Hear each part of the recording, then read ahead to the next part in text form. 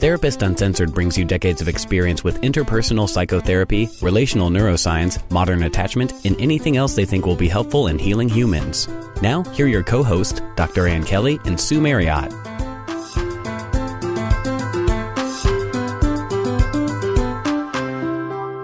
Hey, Sue, I'm happy to be back with you in the studio recording together. We've had several recordings, which are great guests. I've loved that, but it's also really fun to be back and just getting into the basics with you and I. I'm looking forward to that. Yeah, me too. My brain is kind of popping and exploding with so much that I want to talk to the audience directly about. And I'm really happy to do this. We're going to take a little bit of a wide lens on what modern attachment actually is, what we mean when we say it, and bring folks, if you're new to the whole thing, we'll kind of bring you along with us. But if attachment is something you're familiar with, you know, we always try to deliver no matter what level you're already at. So it's fun to do.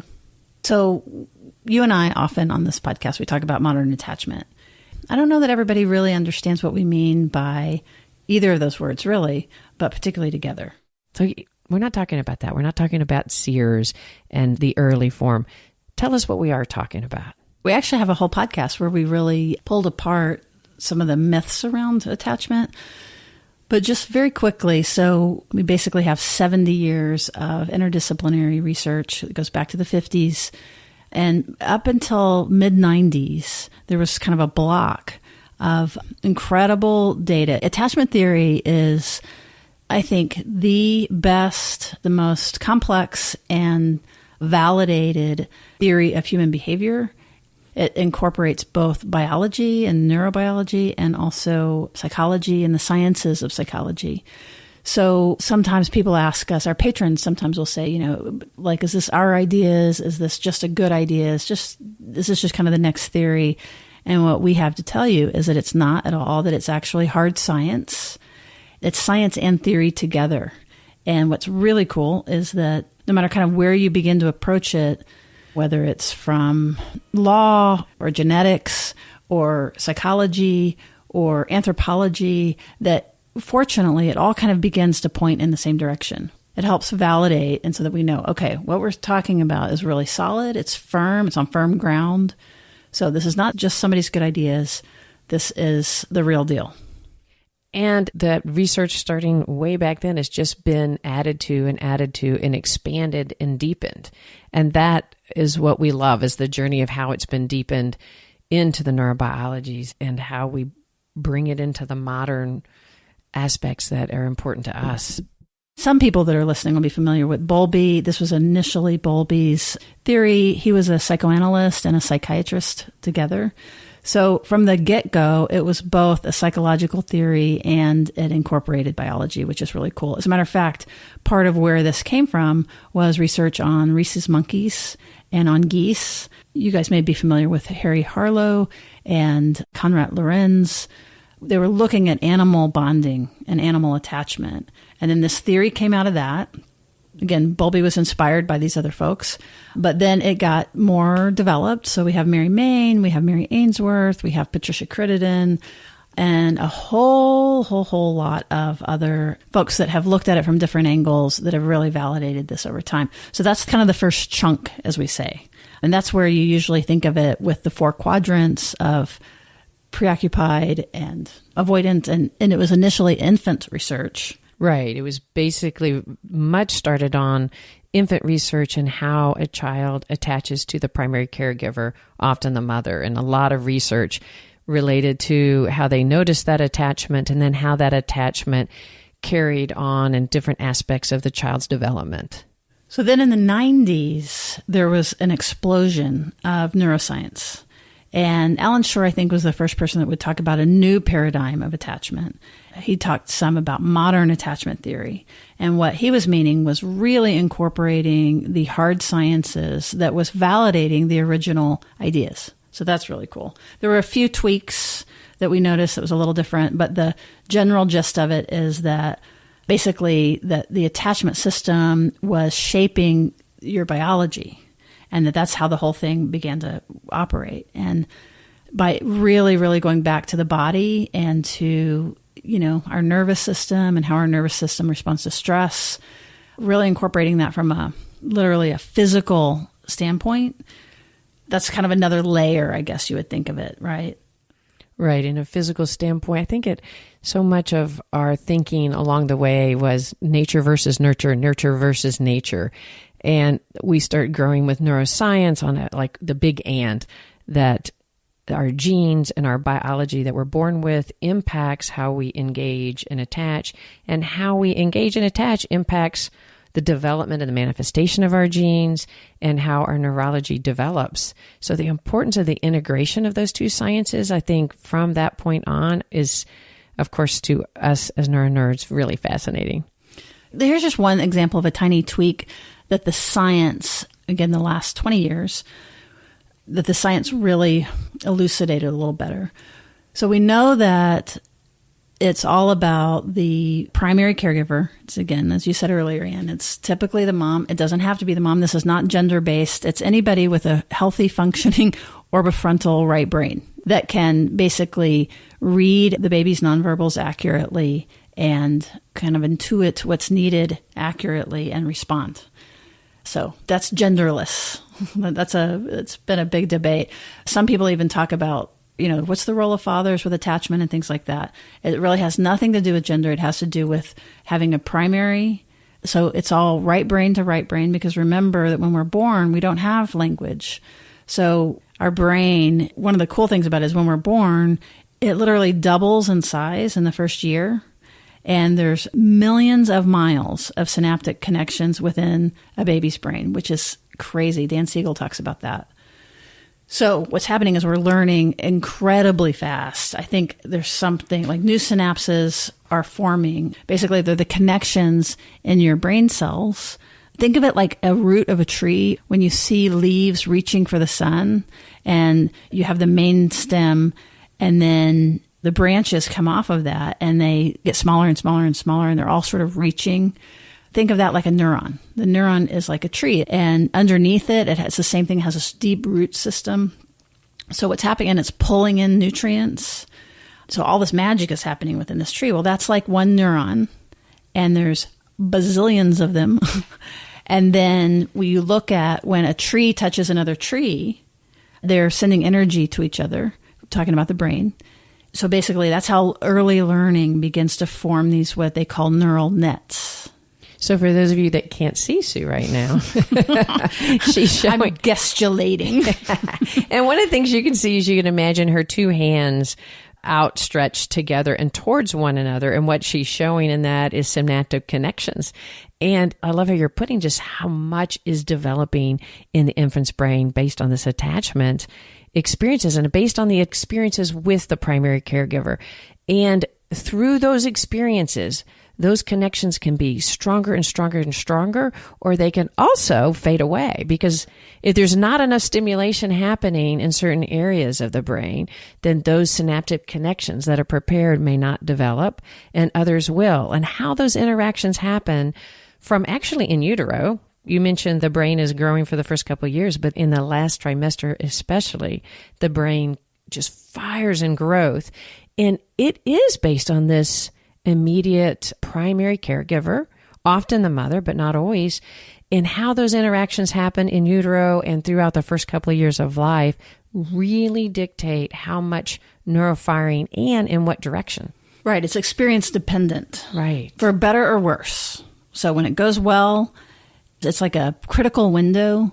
And when it goes well, you're always going to have it. And when it doesn't go well, this is part of what Ann and I focus on a lot, is that doesn't mean to hang up your coat and you're done. It means that there's work that we need to do, and it's very possible to do it. But we can have new experiences that do turn back on, like regulating stress and things like that. But sometimes we have to actively really work on that and learn them. And that's a lot, again, what we talk about on the podcast. The thing that is so important to us at Therapists Uncensored is the hopefulness. So these things, if it goes well, it goes great. If it doesn't, you have things that don't develop that need to be developed, or maybe have overdeveloped to prepare you to watch for things more in a vigilant way. But the hopefulness is this continues throughout your lifetime. This isn't just learning that happens in the first 3 years of your life and then there you are, right? That's the crux of what we love to talk about on modern attachment. These growth and developments happen throughout your life. and it's all experience dependent. So this is not something you can think your way out of. It's not something that you can go get a self-help book and go in a closet and read and develop security. This has to be interpersonal. So going back to like that early attachment work, and this is where the new science came in, was that they realized that you're learning at the rate of 40,000 new connections a second when you're an infant. Can you believe that? 40,000 new connections are happening. And so what those new connections are doing is it's basically what that is your brain's learning. And so your brain just bursts, literally doubles in size, and everything that's happening, the baby's a little sponge and it's learning. And guess what? It can't talk and it can't tell you. So it's totally dependent on the right brain, the nonverbal processing. We might think of it as implicit or unconscious often, but it's less verbal. We should probably talk a little bit about right and left.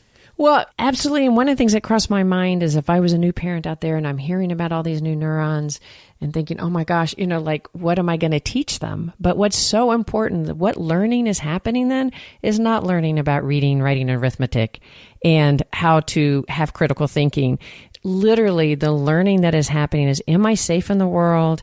How do I get my emotional needs met, my physical needs met? And how do I learn to communicate and listen to our primary caregiver in order to survive? I mean, the learning is my environment safe? Is my caregiver safe? Am I safe? And then can I develop agency in the world? Can I learn to communicate? And then also a sense of worthiness. So the learning is an amazing part of learning, but it's a very deep kind of learning. You're totally right. It's body-based and it's emotional. It's not cognitive. This is all emotional learning. There's actually 5 specific things that happen in the first 3 years of your right brain. And again, this is where the science now is overlapping into the theory, where that we know this to be literally true. This is what the brain is doing in those first 3 years. So first of all, it's learning about the allocation of attention, what to pay attention to and what to let go and what not to pay attention to. And that particular one I think of when people have had more of a neglect situation, it's very frequent that you'll hear that there's not a lot of memory, but it's not because there's been some trauma that's blown out the fuse box. It's not that kind of loss of memory. It's basically that it never gets stored. So in this allocation of importance or attention, you're not getting the bright eyes when you come around the corner or the super fun birthday. Like, in order to store memory, we have to have some emotional valence to it, or it just has to be repeated over and over and over. But if you think about your very early memories, often you have surprise or fear or delight, or there's something that told your brain, this is important learning, you better tuck this one away and keep it in long-term memory, versus the zillions of things that happens to you that you forget about. Actually, maybe that's what's wrong with me these days. I've got things zipping by me. My brain is a Swiss cheese sometimes. So you were saying that about attention. Like, what are we going to attend to? I just lost my attention. You were speaking about the 5 parts, and one of them is attention. You're so good. Oh my gosh, I'm so glad you're here. So another one that, again, this wasn't necessarily emphasized in the early work, but part of the modern part of it is it's about positive experiences of emotion. So we've always known that, or we've kind of speculated that it's about the parent's capacity to downregulate fear. But it's also now with the science, what we know is it's also about upregulating positive emotions. So it's when you're able to mirror like, oh my gosh, look at what you know what I mean? Where that you're signaling the learning of positive states. And as you notice Sue's voice, that going up into what's called mother ease, and she just instinctually, as a mama does that, but goes up into that really high-pitched, excited voice. That is an instinct. That is not just Sue making a decision to do that. It's an instinct in us, because what we have learned through biology is to communicate a sense of delight and then to mirror a child. And to mirror that experience is communicating so much to their body. That sense of delight is communicating worthiness, safety, security. Think about what your body does even hearing Sue do that. And that's what happens to a baby's body. And then it learns to attend. Oh, when I do this, I get delight in my mama's eye contact and encouragement. And that's the learning that's happening. And it's neuro Wi-Fi. If it talk too that's much right. about Bluetooth. the Bluetooth, it's neuro Wi-Fi. Sue's communicating to that baby that it's worthy, and there's the attention and the connection that's happening. I think that's great. And what's important about that is it's not just that I'm making something important. It's I'm recognizing that they feel like it's important. Very like they find their foot, and they're delighted about finding their foot. And so then you're amplifying their delight. So that way, what the baby's experience is, they can't think these words, but the feeling, the felt sense is that they feel understood. Or attuned to. Yes. Yeah, there's accurately attuned to. That's a beautiful thing to say, because what is accurate attunement? We speak about that throughout our podcast when we're talking about relationships, etc. This isn't just motherese, right? I was thinking about partners kind of talking to each other that way, or even pets. You know what I mean? It's like, oh, baby, come here. Well, I love that, because while we're talking about parenting and these early attachment experiences, you can hear the relevance to relationships and to engagement with older children and your partners and your siblings, that all of these dynamics are what goes into our body to help us feel secure in the world. And this is the core of it. This is the start of it. So that accurate attunement, I love what you just said. The baby finds the foot. We don't find it that necessarily in our adult world miraculous, but we see the delight in the baby, and all of a sudden the connection, and you see that through the eye contact and by watching the baby's face, and then you match it. So you're attuning to the baby's delight rather than directing. And that's one of the most important parts of the early attachment experience. It also, what you're saying makes me think about how multi-directional this is. Here's a therapy implication, that it's not just the mother acting on the baby and like making something delightful that isn't. The mother's responding to the baby who's feeling delight. So it's a mutual encounter. And we've talked about it on the podcast before of like when a dog comes in is wagging its tail, if another dog wags back, now you've got something going and you have that connection. But if you growl back or if you ignore them, then you're going to lose that contact. And pretty soon that wet tail is going to stop wagging. But the connection to therapy is that therapy, this is an IPNB, interpersonal neurobiology approach to it, is that it has to be mutual at some level. It doesn't mean that it's even. We're not saying that therapists don't hold more power. We do. But the idea of a blank slate is a has-gone. Is that a has-been? Has-been. It has gone by, and it is now a has-been. And maybe not for everyone. There may be therapists that still sort of hold that. But that blank slate really has gone by the wayside in many ways because of what that does to our nervous system. Exactly. If you think about, that's flat-faced mother. Yes. And so it is true that you'll learn a lot about someone's unconscious when you're not giving them any information back. That is true. But that isn't necessarily, from our perspective, what heals. What heals is actually being able to make those connections. And so for a therapist, generally from a neurobiological standpoint, we encourage you, again, it's not tons of self-disclosure. It's not anything like that, but just to be aware that you are an active actor. And if you're in therapy, you know what I mean? That you get to wonder about the therapist. You get to want to know what's in their mind. What I would even say is what's happening in the room belongs to you. So if they're having a reaction and they're not speaking about it, they don't have to share it with you. But I'm just saying you get to want to know what that is, because that's good information for you to have. Like, were they actually bored? That would actually be helpful. It's data. And it affects your body. That's I think right. That's the really important aspect of that. It is bidirectional, and it affects what happens with the therapist's face really does affect your body. You mentioned the flat face, and I was thinking, wait, where was that? I think it was in our course, though. We actually play the flat face. We have a course, It's Not Me, It's My Amygdala. But in there, we talk really deeply about this bypass. And you can find it without our course, too. If you go on and do flat face experiment, you will see, and we won't go into the details, the reaction in a baby's body when a mother is actually flat-faced and not engaging. And the important part is what happens neurologically to the baby's reaction, what happens neurologically to the baby's body to when they're engaged with a flat face, and how much it impacts. And going back to the neurological connections, the neurons, that can happen, that can really impact a baby's body. Yeah, it's really painful to watch, actually. It would be worth looking up. This is Ed Tronick's work. Fantastic infant research. But you were going back to the 5. Going back to the 5. So we've talked about allocation of attention. We've talked about the experience of positive emotions and amplifying positive emotions. Being able to, so in other words, if you're listening and you're someone who's not good at joy or doesn't quite trust happiness, thinks like, okay, where's the tornado that's about to come because things are too good.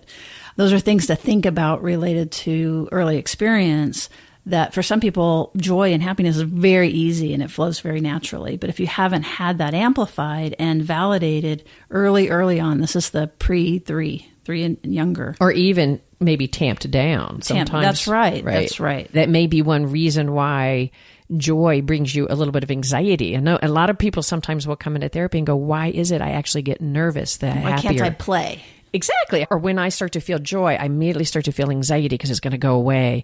This may relate way down deep into the attachment experiences, that delight may have been something that didn't get amplified or even got tamped down. Yeah, like sometimes this might sound weird, but it can scare a parent. Right. Depending on their attachment history. And again, this isn't moral.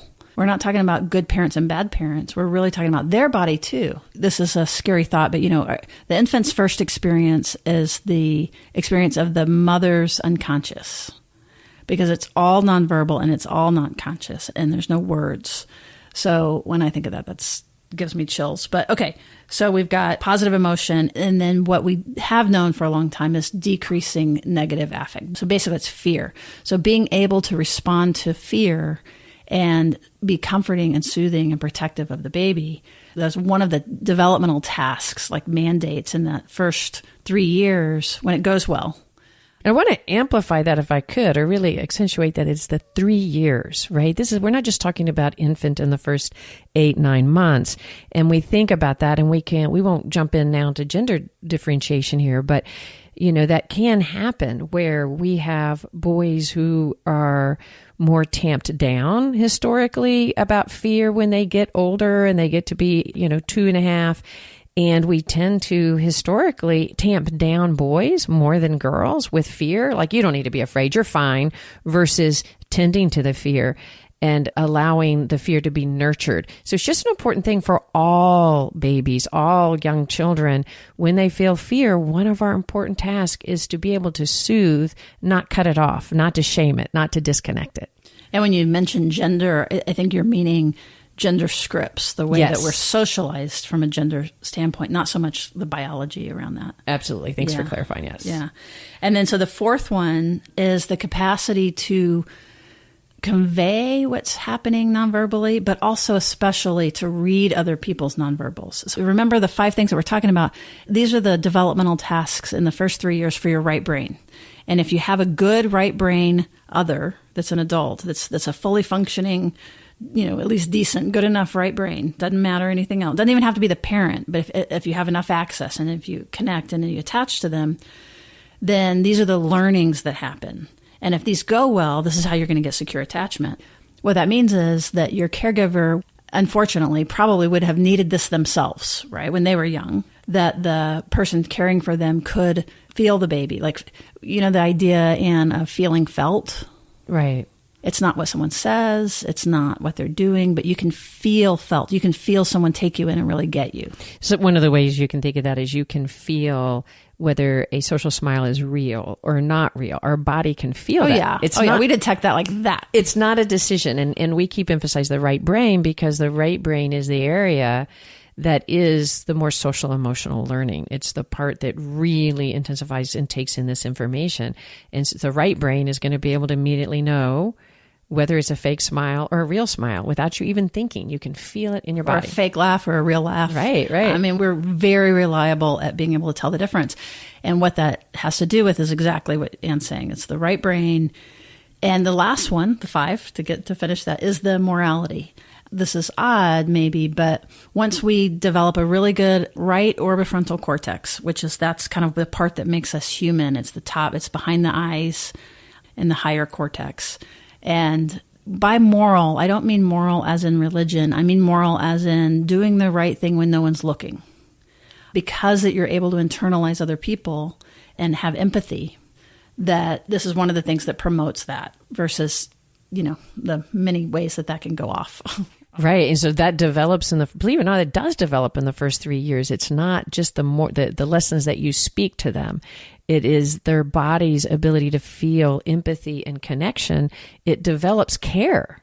And so the care of, I am cared for in the world, and I develop care and safety. That is the core of a moral compass of caring for other people as we grow older. And it happens naturally if all goes well. I mean, that we don't have to make that happen. It will just naturally happen. David Elliott's work and Dan Brown, when they talk about the 3 pillars of attachment, one of theirs is cooperation.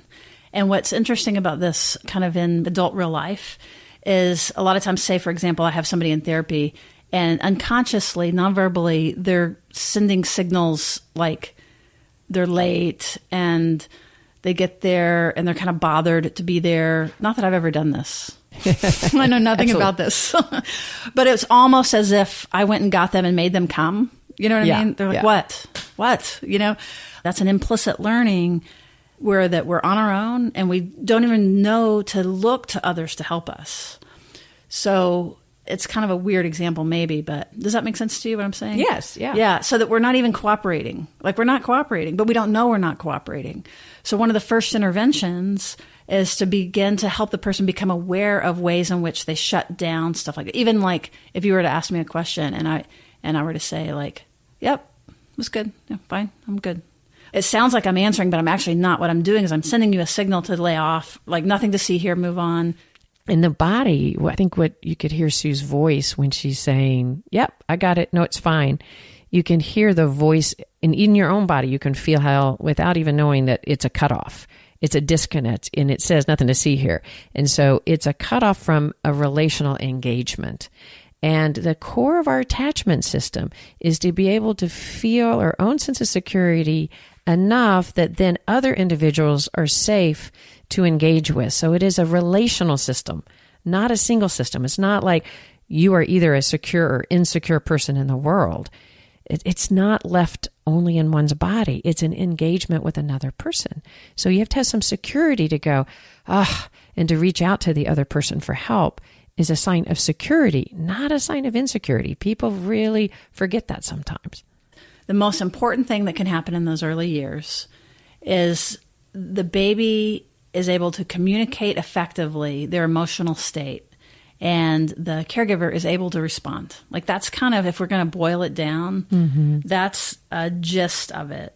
And all of this happens without words. And it's all body-based and felt sense. So again, let's apply that now to therapy or to couples or what have you. Like if you've told me something and I'm like, and you're not sure I'm listening, and I'm like, I heard you. I could repeat back word by word what you said, right?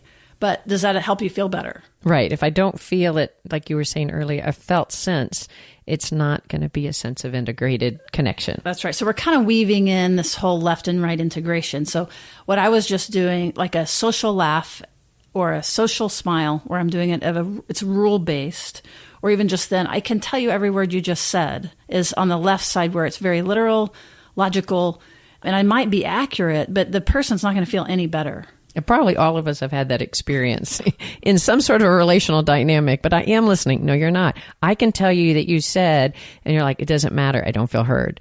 And that's why. So again, that's attachment research. And then we're overlaying the neurobiology on it.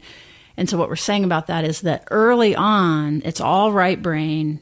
That's why that early caregiver has to have a functioning right brain, particularly the right orbifrontal cortex. And then as they get a little older, where there's more words, and we're getting into then things like inhibiting behavior and stuff like that, then that's the left brain. And that's just as important. What we're saying, though, is it comes on later. So that's why those really early years are super, super important. But it's not that emotion is more important than logic. It's that the ideal is that they go together. And so people who get uncomfortable if it's not reasonable, if it's not rational, things like that. We overdeveloped that left side in order to manage all of this messy right brain stuff. Right. We keep saying that the caregiver needs to have a right brain development, a healthy right brain development. Oftentimes, all of us have had certain things that have been amplified in a wonderful way and some difficulties. And so those get translated in how we parent. So maybe a child's intense anxiety or emotion makes my body scared because I'm not used to that. That too much emotions because of my own history might overwhelm me. So I might instinctually tamp that down, not because I'm not a wonderful parent. It's because it overwhelms my body. And so it overwhelms my body. So I tamp the child down. And then it sends the communication to the child, oh, intense emotions is not very safe. And yet logic is more safe. Look how much attention I get from my parents as I grow older and I can use logic. And so that can be more developed in any one of us. You know, we're talking about some pretty deep emotional stuff. And we get calls pretty frequently, actually, to do therapy with folks, which is cool. And thank you. And we're just not able to do that. However, we have partnered up with a really great online organization that does provide therapy. So if any of this is stirring you up, it just occurred to me to share more about this. So just real briefly, want to kind of interrupt what we're talking about to tell everybody about BetterHelp. Yeah, BetterHelp is an online organization, and it's tough right now anyway. Most therapists are having to do, through COVID, online therapy, virtual therapy, and really learning how productive that can be. And BetterHelp is an organization that can offer therapy online. It does offer therapy online. And one thing I love about it, you don't have to be in any location. Access is so important. And to get BetterHelp, you can be anywhere in the world and they can match you up with a therapist that could really be right for you. It's internationally based. They have multiple languages. It's GLBTQI friendly. You go to the website. And by the way, if you put in our code, Therapist Uncensored, BetterHelp, HELP.com/Therapist Uncensored, you're going to get 10% off your first month.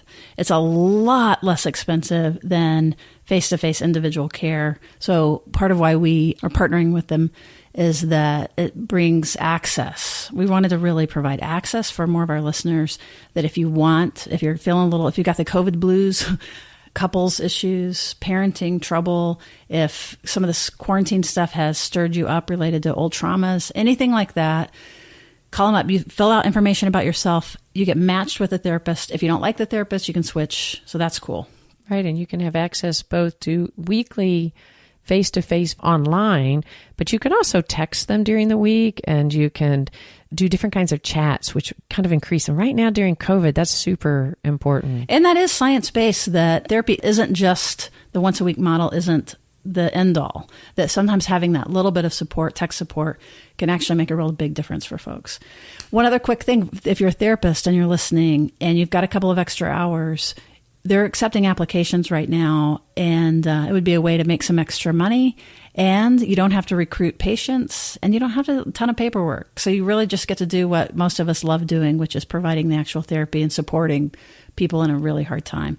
And those of you, if you're a therapist, if you'll go to BetterHelp.com and you'll go /uncensored_recruitment, that'll let them know that you heard about it through us, which will help us out some. But it will also tell them that you know about attachment and, you know what I mean, that you're doing continuing education in a way. Anyway, we can get right back to I wanted to go to BAMA after this. Well, right, because what we've been talking about is the early attachment work and the early attachment research that grew into then Alan Shore's work and really important integration of the neurobiology. Shore, Siegel, a whole bunch of people. And then Siegel, absolutely, into adding neurobiology and the importance of integration. So let's continue to kind of upgrade at what do we mean by modern attachment? And actually, it just made me think when we were kind of doing the pitch for BetterHelp, which again, we feel good about doing. Listener, it may have been a patron actually, sent in a question, and we're going to be doing more audience questions through this. So if you have a question, just go on SpeakPipe. It's speakpipe.com/Therapist Uncensored, and you can send us a voicemail, and we will send you a voicemail back directly from either me or Anne for sure. But her question was, in this time of online therapy, how do you practice from a more body-based interpersonal neurobiology standpoint? How do we translate that from in-person to on the phone, which is a great segue from BetterHelp and from online therapy in general back to the topic of kind of deep diving into the relational sciences. Well, and it's extremely important because I know that was probably my biggest struggle, having to go virtual. I missed it. Sucked, didn't it? Oh my gosh, I missed the engagement just from going to get a client from the rating room and the engagement to sitting down and all the natural nonverbal and verbal communication that we have that makes our body feel safe and makes connections and is able for somebody then to sit down and open up to us about things that are deeply important to them. And we don't get that safety, that in-person engagement. We hear a lot about therapists being tired. And there's a reason for that. You know, we could see people all through the day and it would be fine. It'd be energizing even. But on Zoom or on these online platforms, it's exhausting. And the part of the reason for that is because we're seeing a pixelated image. And no matter how fast it's going, that, you know, where we can't tell that it's just pixels, you can see it when it glitches. But it's also glitching underneath our conscious awareness. So our brains are constantly filling in the gap, filling in the gap, filling in the gap, filling in the gap. We don't even know it. Well, because also our brains are searching for squinting Meaning. eyes. That's right. And we search for all of these things in the faces just naturally, and we can't find it. So our brain's like, that's what your meaning is, like kind of ongoing, trying to fill in those gaps that we can't naturally see. And I really like you talking about getting to the office, sitting in the office, being taken back, that greeting, all of those things, you know, we're doing without now. And somebody likened it to having like a homemade fresh blueberry muffin to one of those like boxes that it's all preservatives and this dried squinchy blueberries. Oh yeah, I know exactly what you that mean. It's just not the same thing. And the idea being that it's more artificial and you can feel it. And so that really matters. Let's talk about some of the things you can do. Well, I can say like that was my initial response. And since I haven't been doing that now for 6 months, I have other ways of being able to be engaging. Like you can see the environment that they're in, et cetera. Right. How many dogs have like poked their little heads, or cats or kids? That's so true.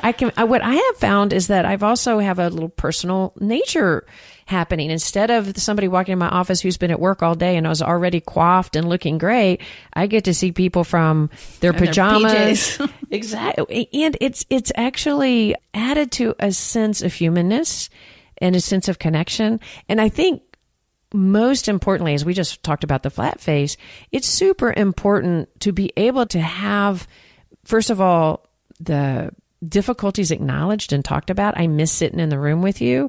I say that because I really feel it, but also how important our face-to-face contact is. Eye contact, making sure you don't have a flat face, making sure that you're engaged in that way. Right. So we would recommend for therapists to embrace the differences rather than resisting them. And even, for example, as Ann was just talking about, like if they're looking out the window or, you know, want to show you something, that I'm really encouraging people to just carry me around on their laptop or on their phone and like show me the stuff that they want to show me.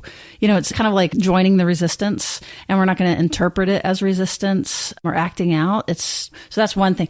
The other thing is to really be careful about your setup on your computer and eye contact. I think the lack of direct eye contact is one of the very hardest things, because even sometimes when they're looking at you, but they're looking to the side, or we're looking at them, but they can't feel it, that's really huge. So I would take some time. I looked into this a lot, actually.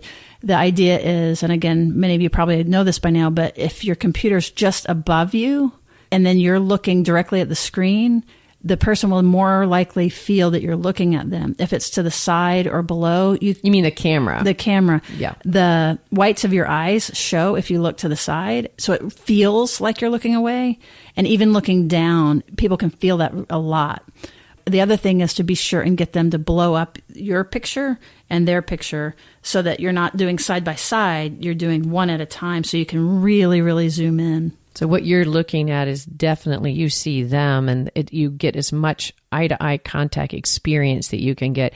I think another thing that therapists themselves need to think about is, what does their background look like? Because our body looking, like you see their background, they see yours, and you want to promote a feeling of warmth. If you have a cold white background and there's no plants or anything, our bodies pick that up. So creating a sense of warmth in your environment behind you is also really important. The other thing I've been aware of is that I'll explicitly say things like say their name and ask, like, are those tears? Like you look a little bit, and so basically more than I would in person, because I could just get in a groove of feeling it, is I make it more explicit. And group is a whole other thing. But I do a lot of name calling so that people know who I'm talking to. So I might say, "Anne, I can see," instead of just looking at you and saying it. So those are a few of the ways. And the other thing is all of this change has to be body-based. It's experience. So sometimes it's even just like you have to more consciously encourage the work, that we're not going to just sit here and chat and no, you can't take me while you're driving. What we really want is to be more deliberate about working towards that emotional contact and directing people into their bodies while it's happening. Those are a few things. I'm sure that if you're a therapist and you're listening and you have other ideas, jump on and share them on our Facebook group, because this is something that we're all dealing with. Well, one of the things you mentioned is making sure to help them hold the space. One of the advantages when they show up in your office, that space is really sacred, and it's really easy to lose that because sometimes people they don't have a room and they have to go hide in the front yard or the backyard, and they may do it in movement. So help them find that space and make it really sacred and say, let's really make sure we can find a time, or even there, how do we help you situate your body so that you can really be present? So I take a few minutes at the beginning to try to help the connection, because sometimes people have to do it in the car because that's their only safe space that they can do it. And that's okay too. So just taking a moment to have that connection about the location, I think is really helpful. Yeah, I love that, because sometimes people do need to be reminded of the importance, because it's really, they're taking time out for themselves. Yeah. And that's some of the way that I think of it, is like, don't short yourself. It's not about me. It's about, this is our time together to focus on you. And so you deserve this parentheses.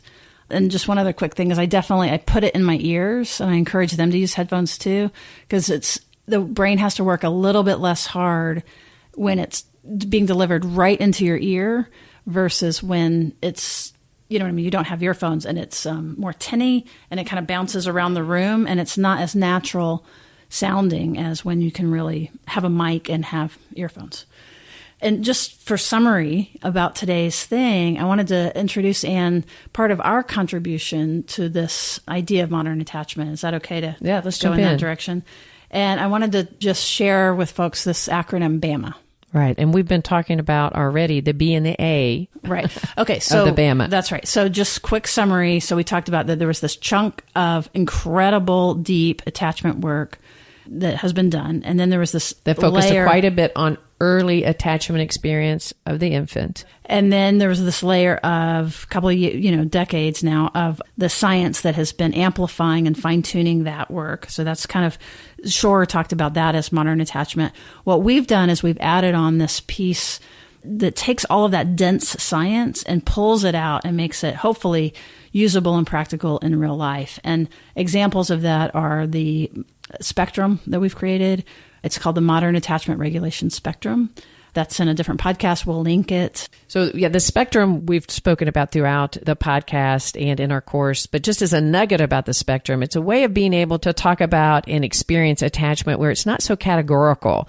For those of us, it's like, am I, in this category or that category? And you might recognize yourself in multiple categories at different times, depending on what's going on in a situation or in your relationship. So the spectrum is a way through colors and a diagram to be able to conceptualize that. I'm really actually quite proud of it because it does integrate both unconscious working models, like kind of where we live if we're preoccupied, or what we call that is red and blue and green, and tie-dye is our version of it. We do that on purpose, and that's related to the hope part. In other words, that, you might lean red, you might lean preoccupied, you might lean a little anxious, but one, that's a state of mind. You don't live there. And secondly, that was an adaptive strategy. So it's not pathological. So everything that we do, we want to do it in a very positive, realistically positive description so that people aren't hearing this and feeling like worse, And it's very easy when you read, especially when you read the neuroscience, to get super depressed because it's pretty powerful what those early experiences do to our brains. And when you're talking about trauma and neglect and you can see long-term effect, it's really hard. So Anna and I specifically, we really work very hard to pull out the hope and the practical application of what the science is in a way that is meaningful, in day-to-day life. So the spectrum, as Anne's saying, it's a colorful little rainbow spectrum, and you can identify yourself where you land, and then you can see where people close to you are, and you can see how those interact. So that's the gist of that. That you don't live in one area, but you might visit one. Yeah.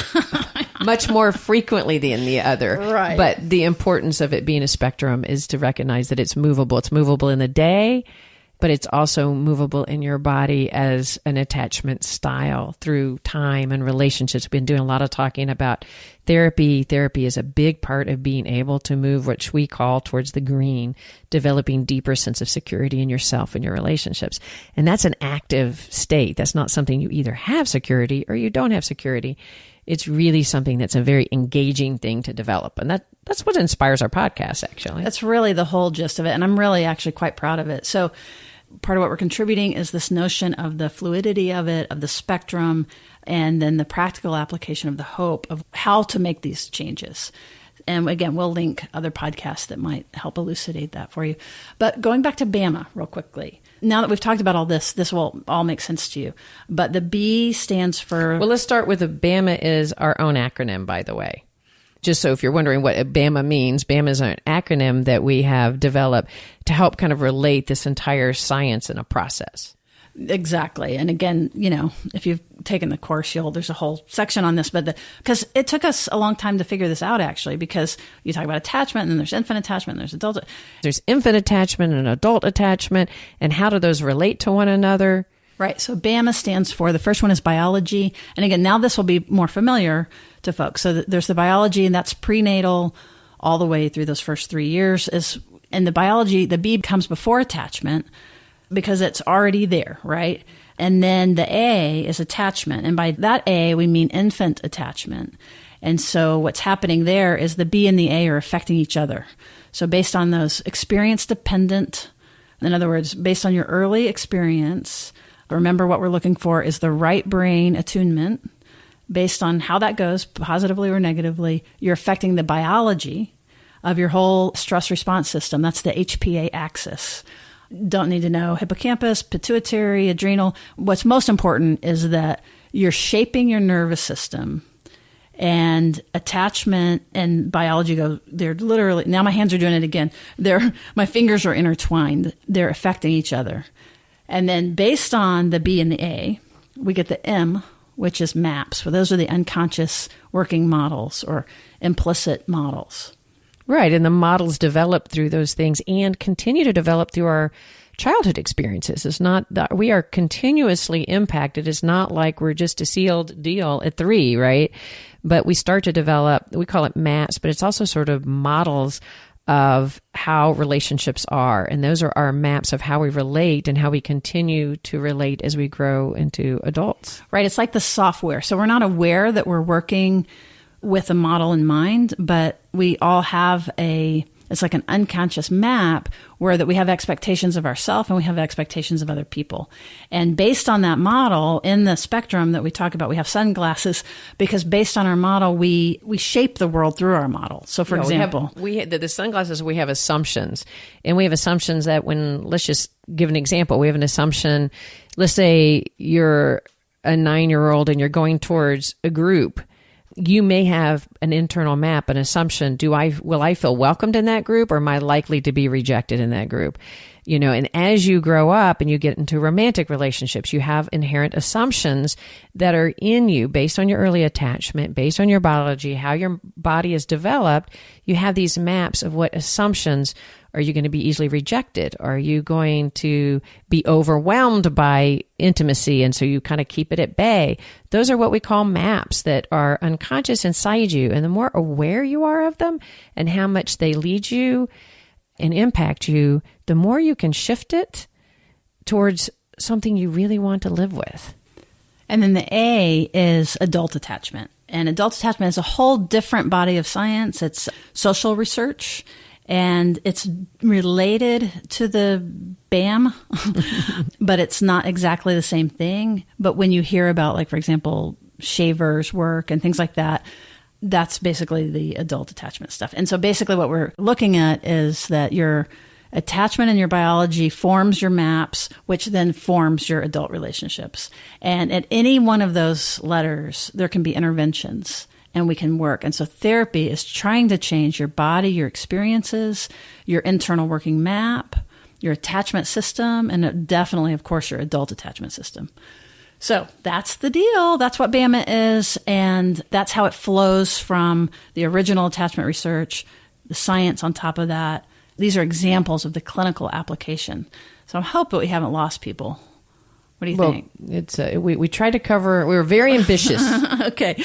So that's betterhelp.com/therapist uncensored. And if you are a therapist and you would like to pick up a couple of hours and make some money, go to betterhelp.com/uncensored_recruitment.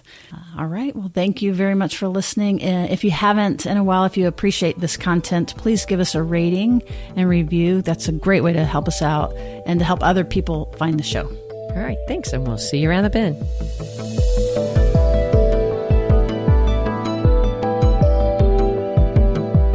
Therapist Uncensored is Ann Kelley and Sue Marriott. This podcast is edited by Jack Anderson.